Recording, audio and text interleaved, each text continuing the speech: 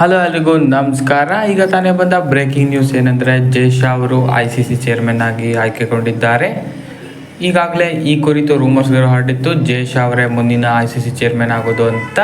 ಅದೇ ರೀತಿ ಇವತ್ತು ಅಫಿಷಿಯಲ್ ಆಗಿ ಅನೌನ್ಸ್ ಆಗಿದ್ದು, ಜೈ ಶಾ ಅವರು ಮುಂದಿನ ICC ಚೇರ್ಮನ್ ಆಗಿ ಆಯ್ಕೆಗೊಂಡಿದ್ದಾರೆ. ಜೈ ಶಾ ಅವರು 3ನೇ ಭಾರತೀಯರಾಗ್ತಾರೆ ICC ಚೇರ್ಮನ್ ಆಗಿ ಆಯ್ಕೆಗೊಂಡಿದ್ದರಲ್ಲಿ.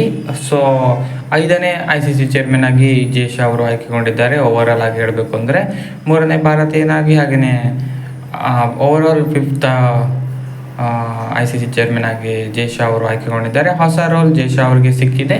ಸೊ BCCI ಸೆಕ್ರೆಟರಿ ಆಗಿ ಇಷ್ಟು ದಿನ ಕೆಲಸ ಮಾಡ್ತಾಯಿದ್ರು. ಇನ್ನು ಮುಂದೆ ICC ಚೇರ್ಮನ್ ಆಗಿ ದೊಡ್ಡ ಜವಾಬ್ದಾರಿಯನ್ನಾಗಲಿದ್ದಾರೆ. ಸೊ ಇದಾಗಿತ್ತು ಈ ವಿಡಿಯೋ. ಹೆಚ್ಚಿನ ವಿಡಿಯೋಕ್ಕಾಗಿ ದಯವಿಟ್ಟು ಸಬ್ಸ್ಕ್ರೈಬ್ ಮಾಡಿ. ಸೊ ಇದು ಇವತ್ತಿನ ಸುದ್ದಿ. Thank you.